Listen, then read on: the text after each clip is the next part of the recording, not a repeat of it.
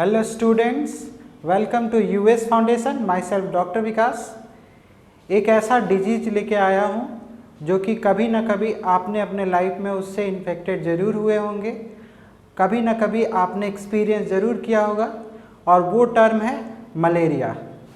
Malaria से हमारे जितने भी एशियन कंट्री है उसमें ज़्यादा लोग इन्फेक्टेड होते हैं, क्योंकि यहाँ के जितने भी सीवेज हैं या जितने भी नाला ये सब है, जहाँ पे जो भी इसके पॉजिटिव ऑर्गेनिज्म हैं अच्छे से यहाँ पे रिप्रोड्यूस करते हैं और ज़्यादा मात्रा में होते हैं।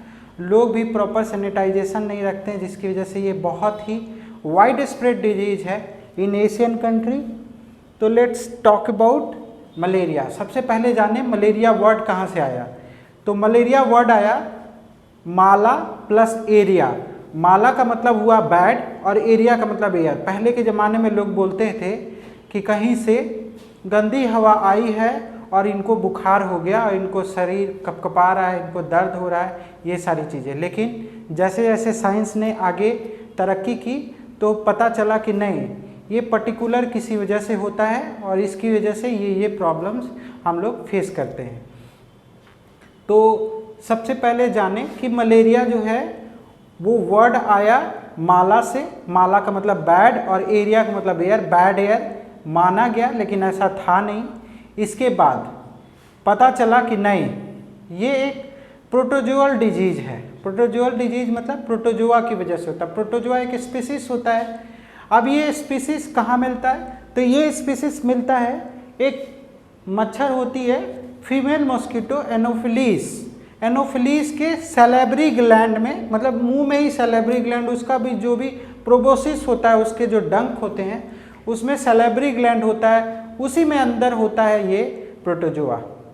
आप जानते हैं कि पहले malaria is a mosquito borne febrile disease caused bye malaria parasite. ठीक है, क्लियर है कि ये एक प्रोटोजोअल डिजीज है जिसमें बुखार लगता है। क्यों होता है? मलेरिया पैरासाइट की वजह से होता है। अब जाने कि क्यों होता है। तो a disease caused by member of protozoan genes like plasmodium. Plasmodium की वजह से होता है, अभी मैंने बताया। और साथ ही साथ ये फीमेल एनोफिलीस में प्लाज्मोडियम प्रोटोजोआ जो है उसके सैलेवरी ग्लैंड में रहता है, और वो जब प्रोबोसिस करता है, स्किन में पेनिट्रेट करता है, तो उसके जरिए वो ह्यूमन में चला आता है। इसके बाद ह्यूमन के ब्लड के जरिए वो रेड ब्लड सेल को इन्फेक्टेड करते हुए लीवर सेल्स में वो अपने आप को मल्टीप्लाई करता है, लीवर को डैमेज करता है, और साथ ही साथ पेशेंट जो है वो बहुत ज़्यादा डिस्कम्फर्ट फील करने लगता है। तो इस तरह से बैक्टीरिया प्रोटोजोआ जो है बॉडी में एंटर करता है। अब जाने कि इसके कितने स्पीसीज होते हैं। तो इसके 4 स्पीसीज होते हैं। बेसिकली प्रोटोजोआ के, प्लाज्मोडियम के 4 स्पीसीज होते हैं। कौन कौन से हैं? फैल्सीपेरम, वाइवैक्स, ओवेल और मलेरियाई। जिसमें मलेरियाई जो है उसका इंक्यूबेशन पीरियड सबसे हाई है। Then what's come from what do you mean by incubation period? Incubation period is that period in which patient get infected and the period between they get symptoms, that period is called incubation period.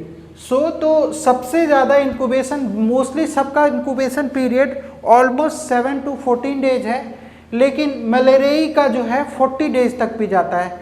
ये malaria जल्दी छूटता नहीं है। फिर आते हैं कि क्या होता है इसमें। तो फीमेल एनोफिलीज जो है वो अपने प्रोबोसिस से ह्यूमन में इन्फेक्टेड की, और वो रेड ब्लड सेल में होते हुए वो लीवर सेल में जाता है, लीवर सेल में मल्टीप्लाई करता है, और फिर सिम्टम आना शुरू होता है, जो कि इंक्यूबेशन पीरियड है इसका। इसके बाद इसके साइन एंड सिम्टम्स को देखें तो बड़ा ही कॉमन साइन एंड सिम्टम है, और ऑलमोस्ट सबको पता है कि ये साइन एंड सिम्टम मलेरिया के होते हैं। सबसे ज़्यादा ठंड लग के बुखार होगी, चिल्स विथ फीवर, साथ ही साथ स्वेटिंग भी होगा, पसीना भी होगा, और साथ ही साथ बहुत ज़्यादा ही बैक पेन होगा उस पेशेंट को, हेडेक होगा बहुत, फटीग बहुत ज़्यादा, पेशेंट जो है बहुत अपने आप को थकावट महसूस करेगा, स्प्लीन उसका बढ़ा रहेगा, चेस्ट में कफ भी हो सकता है, साथ ही साथ उसको वॉमिटिंग और नोजिया जैसी फीलिंग होती है। तो ये सारे साइन एंड सिम्टम है मलेरिया के। अब जानेंगे कि बेसिकली ये होता क्यों है, तो और ये एशियन कंट्री में ही क्यों होता है, बाकी के जितने भी कंट्रीज हैं वहाँ साफ़ सफाई है, वो अपने सीवेज को या नाली को या फिर कूलर वगैरह के पानी वगैरह को वो लोग हमेशा चेंज करते हैं। हमारे इंडिया में थोड़ा नेगलेंसी है इन सब चीज़ों को लेके।